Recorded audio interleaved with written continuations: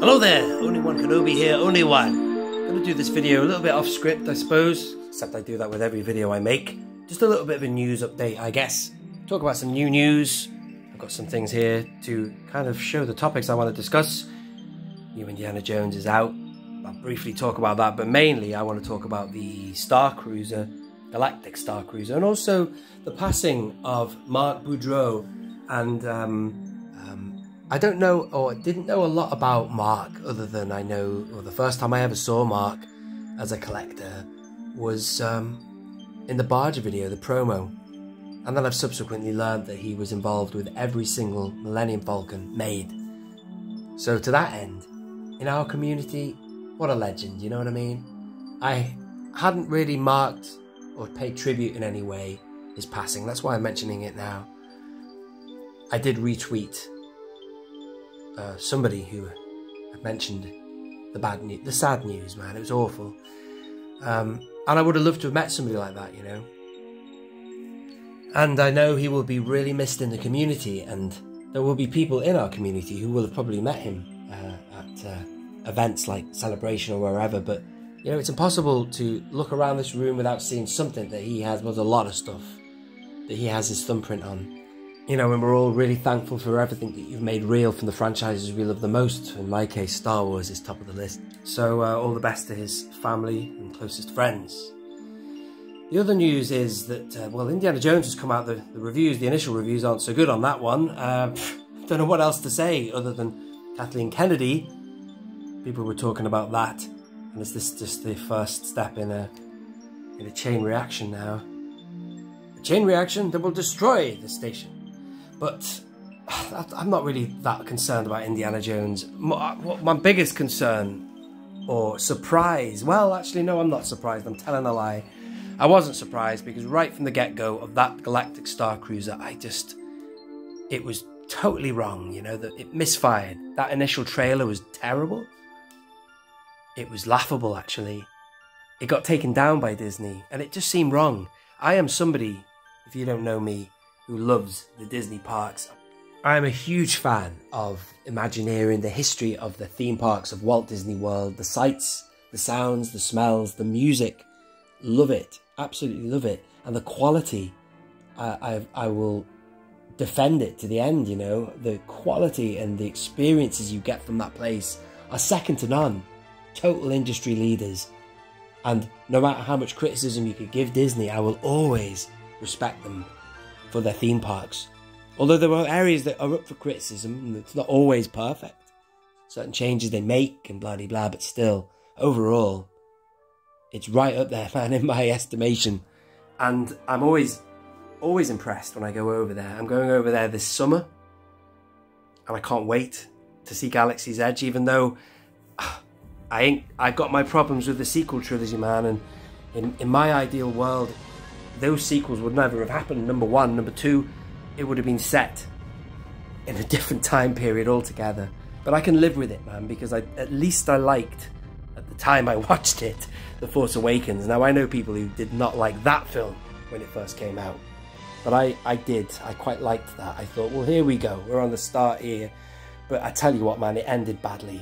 The one after that was awful. And the Rise of Skywalker was awful still. My analogy of the sequel trilogy is thus. The Force Awakens was a brand new car. It was beautiful to look at, and it was made in a vintage style by J.J. Abrams. The Last Jedi was Rian Johnson taking it for a reckless joyride with no consideration whatsoever for the consequences of his actions behind the wheel. And The Rise of Skywalker, ladies and gentlemen, in my opinion, if you like it, I'm really pleased for you. But that was the car wreck at the end. Now, I don't wish to hate that film or any of them. I want to love them. But fortunately, I have got a big problem with those films. They have wrecked so much of what I loved about the original trilogy.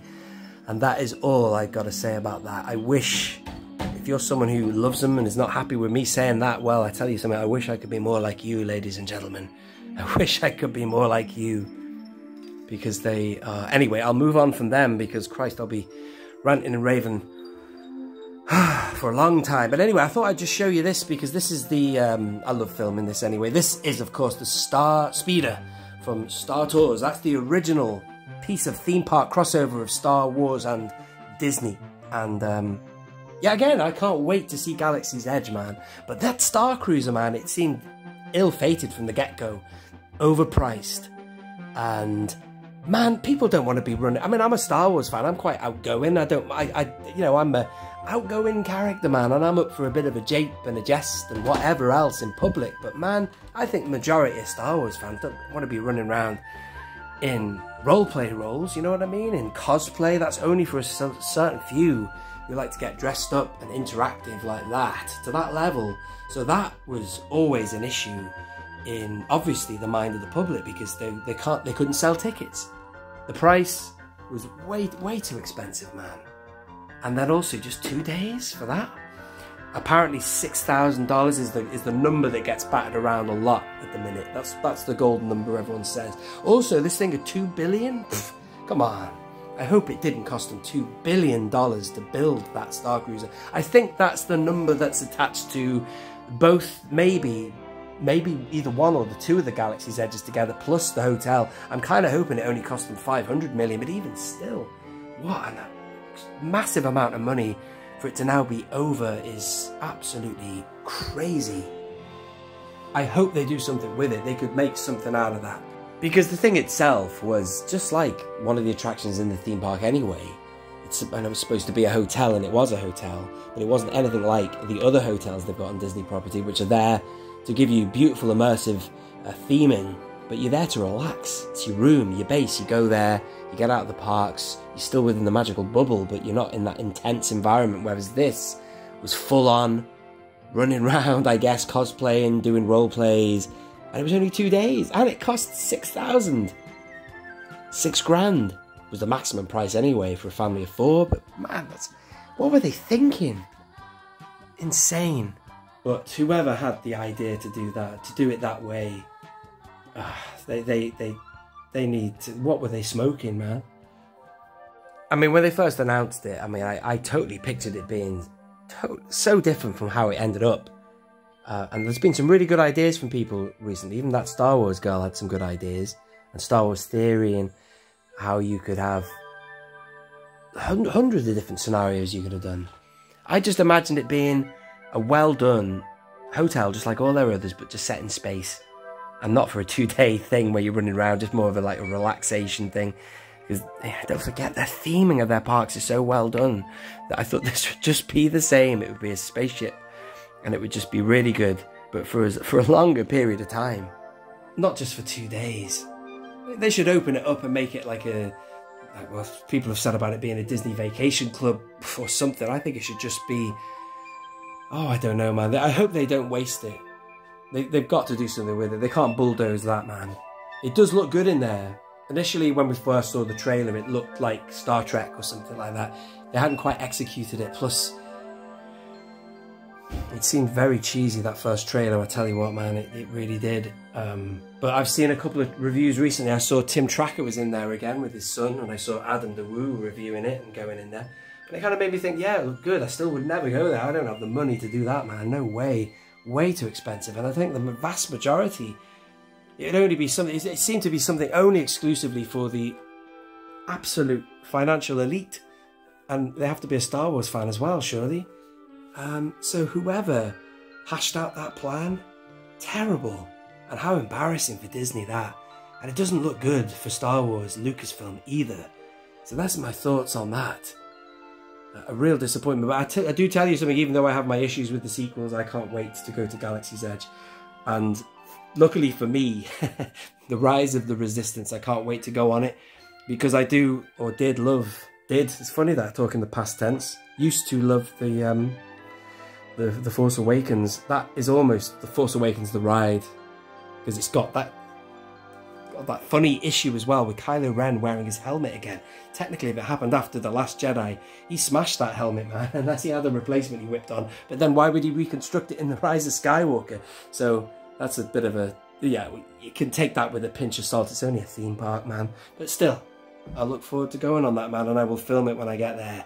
But still, that's all. that I wanted to just talk about. And if I haven't already said, and I hope I have, all the very best to the cast members as well who will be looking at no work after this. They've lost their job because of this thing closing. That's awful as well. And also, one more time, I wish to pay tribute to the sad passing of Mark Boudreaux recently, legend of Star Wars.